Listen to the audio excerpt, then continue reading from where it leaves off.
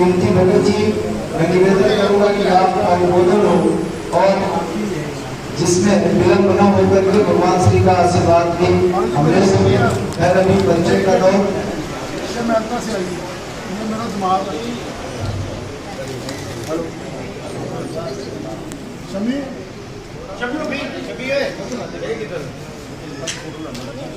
Photo नहीं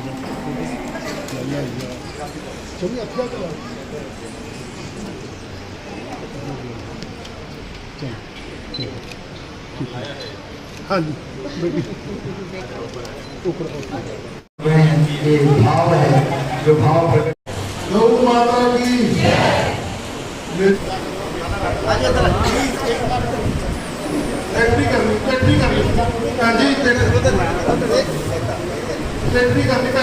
थोड़ा पीछे समरणीय जगत गुरु हमारे सनातन का मान शान शंकराचार्य महाराज जी आज हमारे बीच हमें दर्शन देने का हमें सौभाग्य प्राप्त हुआ। और महाराज जी का एक संकल्प है कि गौ माता को राष्ट्र गौ माता घोषित करवाने का। इस संकल्प को महाराज जी को हमें देश कर सकते हैं, हमारे प्रेरणा सूत्र है, पर हमें भी इसमें अपना अपना योगदान तन मन धन से गौ माता की सेवा संभाल सुरक्षा गोस्वर्धन में हमें सब अपना अपना योगदान डालना चाहिए। मेरे सामने बहुत बड़ी बड़ी शिक्षितें बैठी हैं, नंदा जी बैठे हैं, ये मेरे बड़े भाई साहब बैठे हैं, लकी मल्होत्रा जी बैठे हैं। ये महाराज जी जो प्रांगण है यहाँ कुछ भी नहीं था पहले। लकी मल्होत्रा जी मेरे से बात की, एक मंदिर था यहाँ प्राचीन काल से, पंचवटी मंदिर है, सदियों से है। ये जगह थी, लोग कब्जा करने को तैयार थे इस जगह पे। लकी जी ने, इसके परिवार ने और इसके पहले भी जो बुजुर्ग आदमी थे हमारे साथी सभी, उनका प्रयास हो के नीचे गौशाला बनी, ऊपर एक सुंदर हॉल जिसमें आप विराजमान हो, ये हॉल बना। इसमें सभी धार्मिक काम जो है इसमें होते हैं। गौ माता की सेवा संभाल के लिए हमें जब समय मिला हमने बहुत कुछ किया। 10 साल कैद की, गौ सेवा सेस लगाया और इस गौशाला की बिजली भी माफ की और इसको उस वक्त ज़्यादा से ज़्यादा यथा योग पैसा भी दिया और लोगों से भी सहयोग लेकर के दिया। ये तो था हमारे सतर पर आज शासन प्रशासन ये बात को नहीं मानता। गौ माता को जितनी देर राष्ट्रीय गौ माता का दर्जा नहीं मिलेगा उतनी देर गौ माता बचेगी नहीं, गौ माता लुप्त हो जाएगी। मैं आपके और महाराज जी के बीच बात बहुत था कहने को, मेरी बहन ने भी बोलना था, लकी जी ने बोलना था, महेश जी ने बोलना था, पर समय बहुत कम है, समय की सीमा है। थोड़ा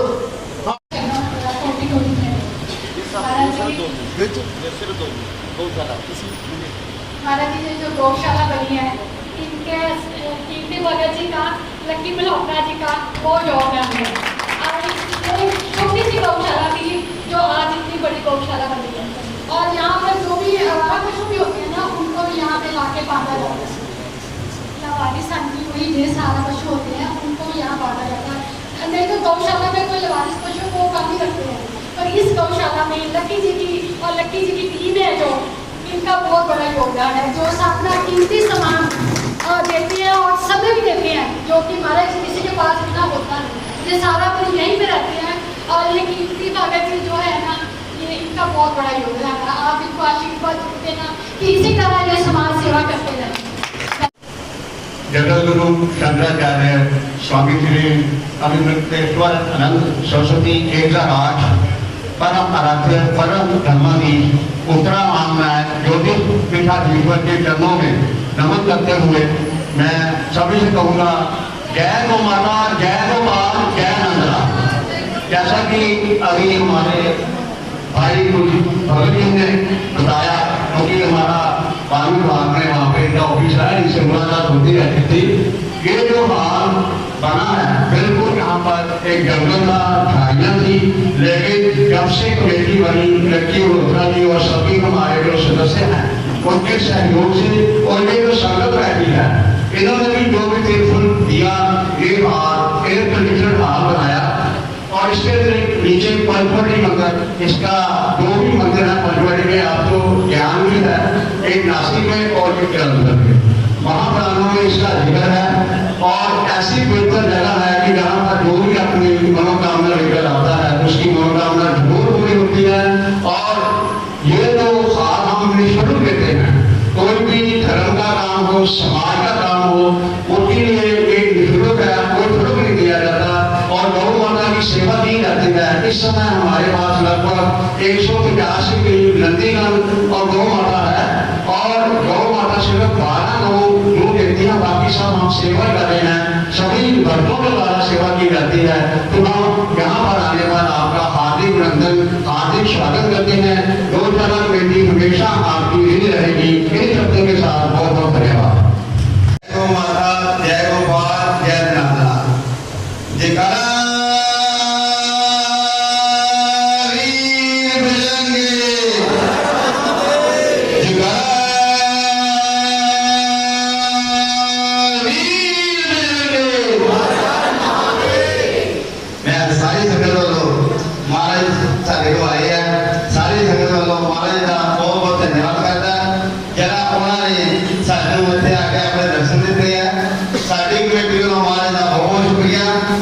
महाराज सारे गौशाला कमेटी से जितनी संगत बैठी है सारे ने अपना आशीर्वाद रखी। जय गौ माता, जय गोपाल, जय नंदलाल। ब्रह्म जी मैनी साहब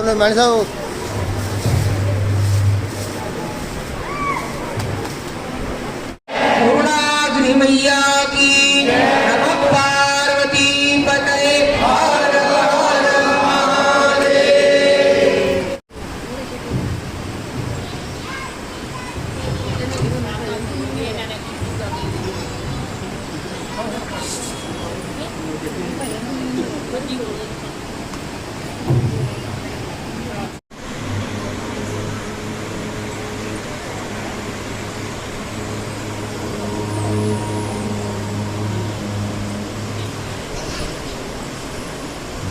परमहंसास्वादितचरणकमलचिन्मकरन्दाय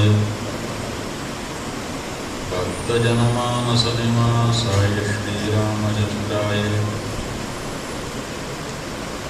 तद्दिव्यमव्ययं धाम सारस्वतमुपास्महे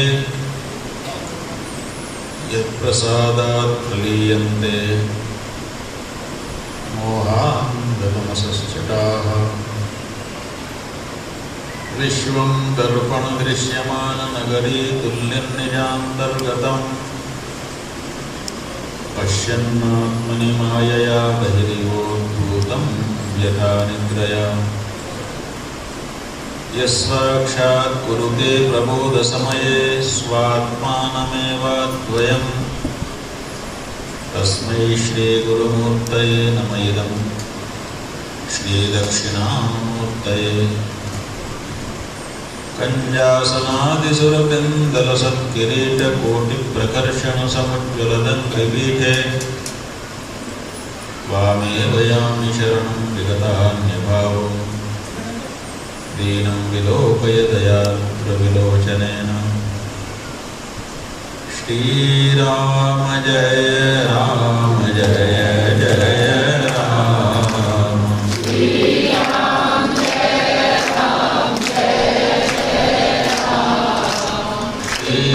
राम जय राम जय जय राम। श्रीराम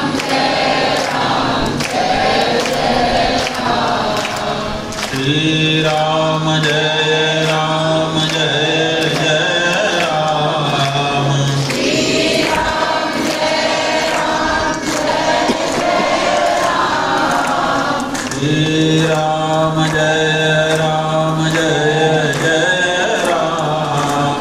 श्रीराम जय राम जय जय राम।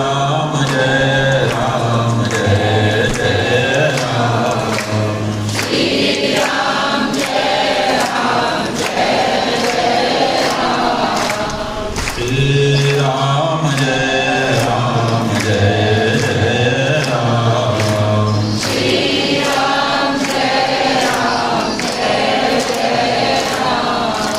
धर्म की अधर्म का प्राणियों में विश्व का गौ माता की गो हत्या। नमः पार्वती पतये हर हर महादेव।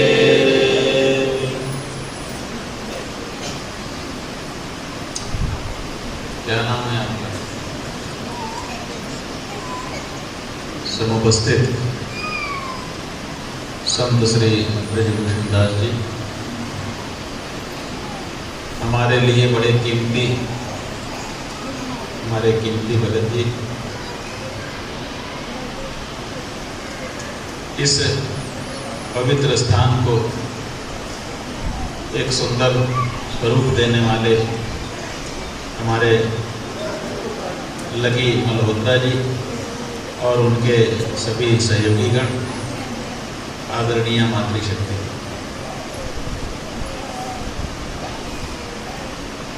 आपके इस पंचवटी आश्रम में आकर गौ माता का दर्शन पूजन कर बड़ी प्रसन्नता हुई। ये प्रसन्नता थोड़ा थोड़ा हमको दुख भी देती है। जब गौ माता सामने आती हैं, प्रसन्न दिखाई देती हैं, हृष्ट पुष्ट होती हैं, बिगड़ी नस्ल की नहीं बल्कि शुद्ध नस्ल की होती है, तो देख करके प्रसन्नता होती है। लेकिन ज्यादा देर तक प्रसन्नता टिकती नहीं, फिर दुख उत्पन्न होने लगता है। आप कहेंगे कि दुख क्यों उत्पन्न हुआ? दुख इसलिए उत्पन्न होता है बंधुओं, क्योंकि ये ध्यान आने लगता है कब इस तरह की गौ माताओं का दर्शन और पूजन दुर्लभ होने वाला है। ज्यादा दिन तक अब ये नहीं मिलेगा आपको। क्यों? क्योंकि गौ हत्या की जो रफ्तार है वो बड़ी तेजी से आगे बढ़ती चली जा रही है। इतनी तेजी से आगे बढ़ रही है कि अब कुछ सालों का मामला है, ज्यादा नहीं, पीढ़ियां नहीं लगेंगी, कुछ वर्षों में अब गाय का दर्शन दुर्लभ हो जाए। असल में तो अभी हो गया है।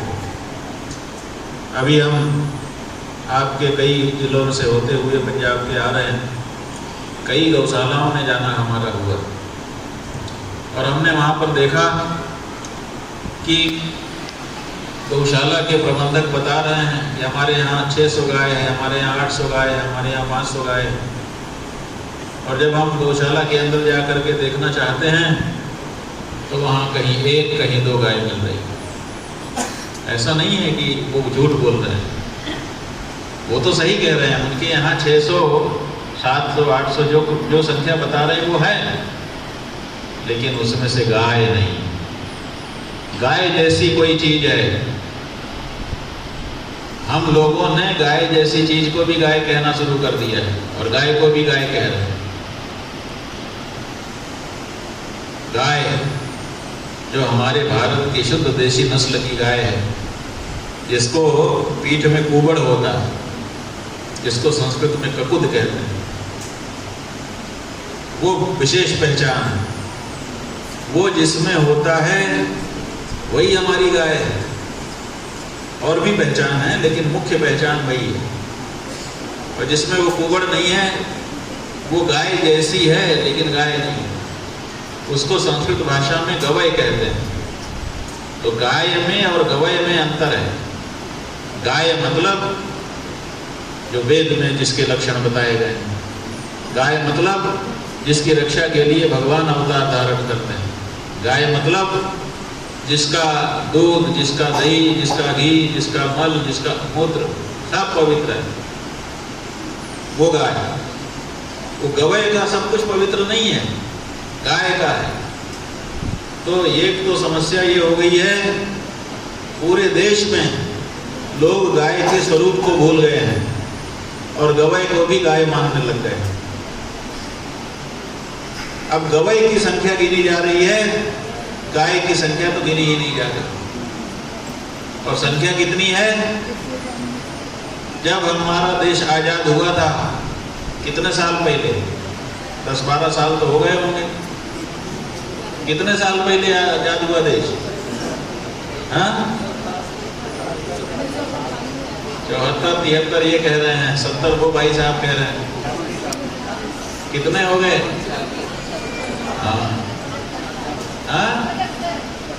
हाँ, माने 75 से ज्यादा हो गए, मोटा मोटी गिन लो।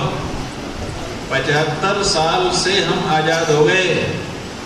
जिस समय हम आजाद हो रहे थे उस समय हमारे देश में विदेशी नस्ल की गाय बहुत कम थी। सब देशी नस्ल की माने गाय थी, गवय नहीं था। और हम लोग जनसंख्या में स्त्री और पुरुष मिला करके 30 करोड़ थे और गाय कितनी थी? 78 करोड़। हम 30 करोड़ थे, गाय 78 करोड़ थी। और अब 75 साल के बाद हम 150 करोड़ होने जा रहे हैं और गाय 17 करोड़ है। और गाय में गवय भी मिला हुआ है, शुद्ध गाय के तो कोई गिनती नहीं। तो इसका मतलब है कि कम हो रही है। 78 करोड़ से बढ़ना चाहिए था, जैसे हम बढ़े। हम 30 करोड़ से 1.5 करोड़ हो गए, मतलब 5 गुना बढ़ गए। उसी तरह से गाय को भी 5 गुना बढ़ना चाहिए था ना। 78 का मतलब मोटा मोटी 80 लगा लो या 75 लगा लो, तो 75 का 5 गुना कितना होता है?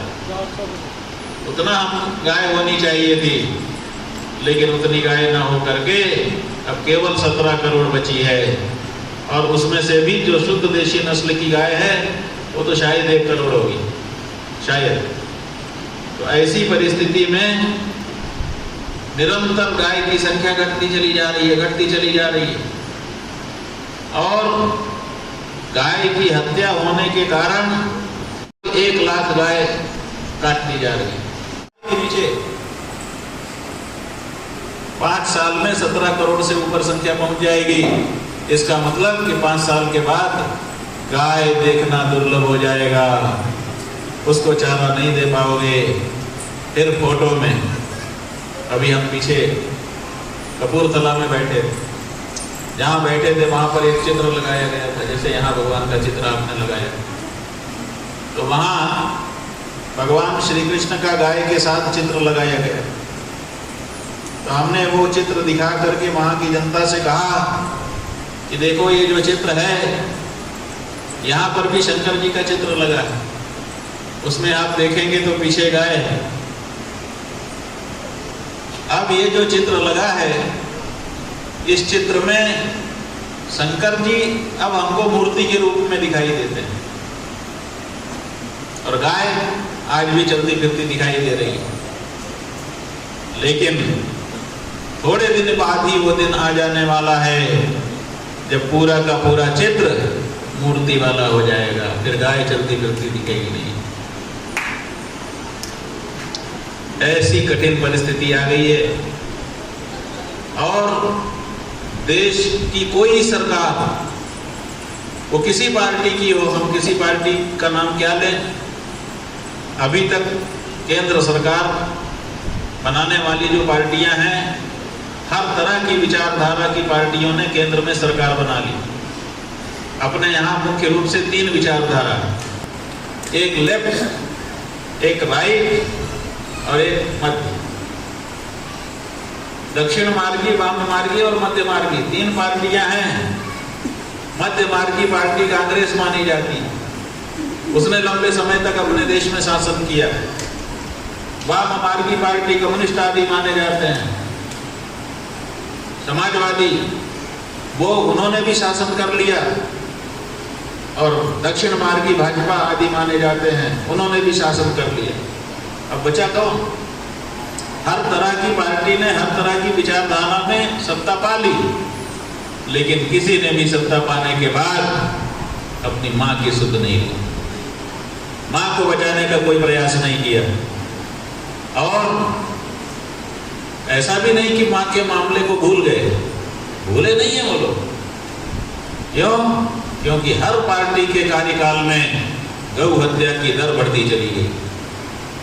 आज हालत यह है कि पूरे विश्व में गौ मांस के निर्यात में भारत देश दूसरे नंबर पे आ चुका है। इतना ज्यादा गाय के मांस का निर्यात यहाँ से हो रहा है। इसका मतलब कि हर पार्टी गाय की हत्या को बढ़ा रही है।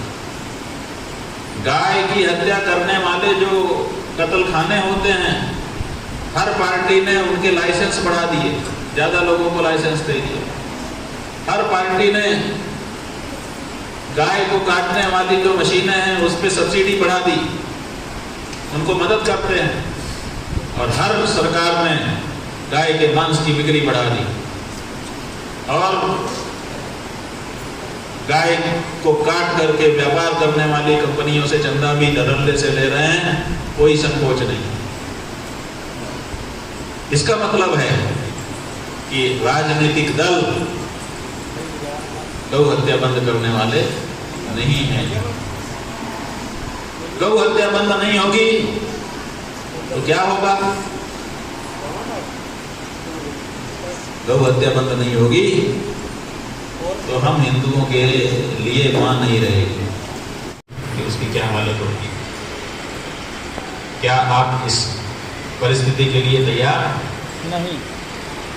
यही सबसे बड़ा सवाल है कि हम हिंदू हैं, हमारे धर्मशास्त्र चिल्ला चिल्ला करके कह रहे हैं कि गाय काटी नहीं जा सकती, गाय मारी नहीं जा सकती। अरे गाय को काटना तो दूर, गाय को तो थप्पड़ से भी नहीं मारा जा सकता, डंडे से भी नहीं मारा जा सकता, पैर से भी नहीं मारा जा सकता। धर्मशास्त्र में जगह जगह पे लिखा है कि जो गाय को मारेगा किसी भी तरह से, हम हिंदू होकर के चुप हैं, तो ये गलत है। क्योंकि उनके धर्मशास्त्र में पाप लगता है, क्योंकि हमारे धर्मशास्त्र में गाय की हत्या को बहुत बड़ा पाप बताया गया है, महापाप। ये धर्मशास्त्र में साफ कहा गया है कि जो व्यक्ति गाय की हत्या करता है उसको गाय की हत्या का पाप लगता है। जो हम लोग जिन पार्टियों को वोट दे रहे हैं वो सरकार में सत्ता में आ जा रही हैं, और सत्ता में आकर के वो गौ हत्या कर रही हैं, तो उनको मतदान देने का मतलब उनका समर्थन करना है। तो गौ हत्या को बड़ा